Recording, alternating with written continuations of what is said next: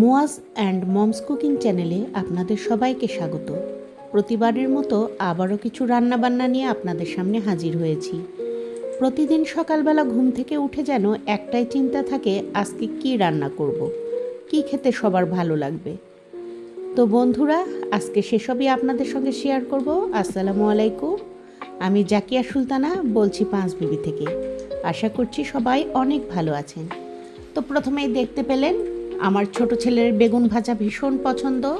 তার মন রক্ষা করার জন্য বেগুনটা ভেজে নিচ্ছি। রেগুলার মশলা যেভাবে দেয়, হলুদ লবণ মরিচ সব কিছু দিয়ে সামান্য আদা রসুন বাটা দিয়ে মাখিয়ে নিয়ে তেলে ভেজে নিচ্ছি। আর আমি একটুখানি ঢাকনা দিয়ে ঢেকে রাখি প্রথম দিকে। এতে করে বেগুনটা খুবই তুলতুলে নরম হয়ে সেদ্ধ হয়, খেতেও অনেক ভালো লাগে। রোজ রোজ সকালবেলা এই একটাই চিন্তা, কাকে কি দিয়ে সন্তুষ্ট করব, এটাই আর কি। তো বেগুনগুলো লাল লাল করে ভেজে নিয়েছি, এখন তুলে নিচ্ছি। আর এই ফাঁকে বলে রাখছি, যারা এখনও সাথে আছেন আমার ভিডিওর, একটা লাইক দিতে ভুলে গেছেন, দয়া করে একটি লাইক দিয়ে ভিডিওটি কন্টিনিউ করবেন। আশা করছি আজকের ভিডিওটাও আপনাদের কাছে ভালোই লাগবে। স্কিপ না করে পুরোটা দেখার আমন্ত্রণ রইল।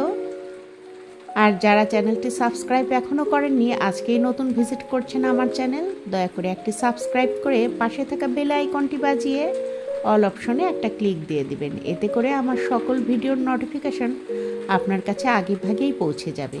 আর যারা এই কাজটি আগেই করেছেন তাদেরকে অসংখ্য ধন্যবাদ। তো বন্ধুরা, এরকমও কিন্তু হচ্ছে, সাবস্ক্রাইব করে আবার সাবস্ক্রাইব তুলে নিচ্ছে। এটা করবেন না, কারণ একটা সাবস্ক্রাইব তো আপনার টাকা পয়সা খরচা হচ্ছে না। আমরা একজন আরেকজনেরকে সহযোগিতা করে কিন্তু একটু সামনে এগিয়ে নিয়ে যেতে পারি। সবাই সবাইকে সহযোগিতা করতে পারি, এতে কারো নিশ্চয়ই কোনো ক্ষতি হবে না। তো এরকম মনোভাব থাকা চাই সবার। অন্যান্য বৈদেশিক মুদ্রা যেভাবে অর্জন করে অন্যান্য দেশগুলো, আমরাও কিন্তু আমাদের দেশের কন্টেন্ট ক্রিয়েটরদেরকে সাপোর্ট করতে পারি এবং আমাদের দেশেও বেশি বেশি করে বৈদেশিক মুদ্রা অর্জন করতে পারি। কি হবে হিংসে করে বলুন তো? সবাই সবাইকে সহযোগিতা করবেন। আমিও আমার যেসব বন্ধুদের সাড়া পাই তাদেরকে সহযোগিতা করি, ইনশাল্লাহ করে যাব।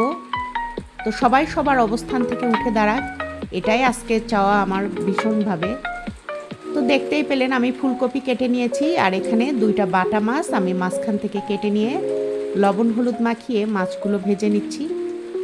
যেহেতু বাটা মাছে অনেকটা কাটা থাকে, তাই একটু কড়কড়ে করে ভেজে নিচ্ছি। আজকে ফুলকপি দিয়ে বাটা মাছের ঝোল রান্না করব। বাটা মাছটা তুলে নিয়ে আমি পেঁয়াজ দিয়ে দিলাম, আর এখানে একটুখানি গোটা জিরা দিয়ে দিব ফোড়নের জন্য।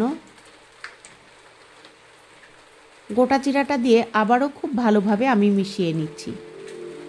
আর আমার ছোট ছেলেটা বাটা মাছ হয়তো বা খাবে না, তার জন্য চিকেন রান্না করে তুলে রাখা আছে, সেটাই হয়তো বা একটু গরম করে দিব। আর তার সঙ্গে ফুলকপিটা তো সে খাই, বেগুন ভাজাটাও ভীষণ পছন্দ করে।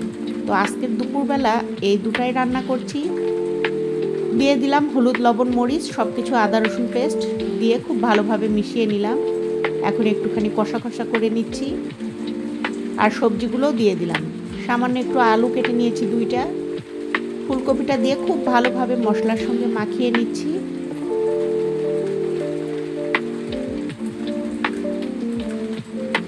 আর এখন সামান্য একটু পানি দিয়ে দিলাম, যাতে নিচ থেকে মশলাগুলো পুড়ে না যায় কষানোর ফাঁকে। আর ঢাকনা দিয়ে এগুলো ঢেকে দেব।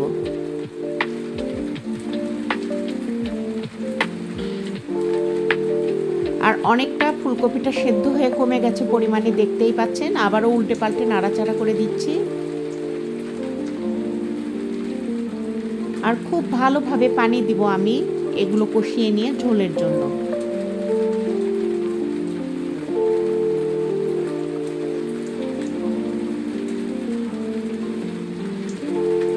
এক কফি মগ পানি এখানে আমি অ্যাড করেছি। আর লবণ একটু কম হয়েছিল, তাই সামান্য একটু আরও লবণ দিয়ে দিলাম। আর এখন ভাজা মাছগুলো দিয়ে দেব।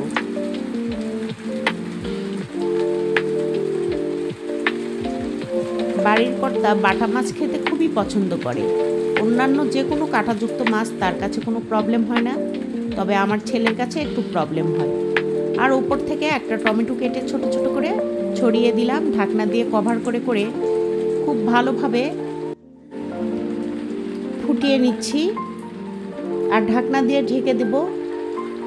আর এখন ঢাকনাটা ওপেন করেছি, একদম মাখা মাখা হয়ে গেছে। আর উপর থেকে একটুখানি ভাজা জিরার গুঁড়া ছড়িয়ে দিলাম।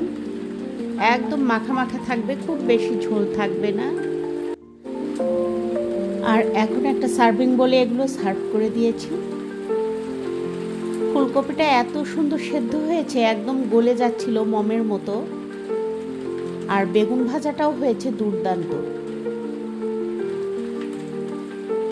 তো আজকের রান্নাটা এই পর্যন্তই ছিল। ভালো লাগলে লাইক, কমেন্ট, শেয়ার দিতে ভুলবেন না। সবাই সুস্থ থাকবেন, ভালো থাকবেন। আল্লাহ হাফিজ।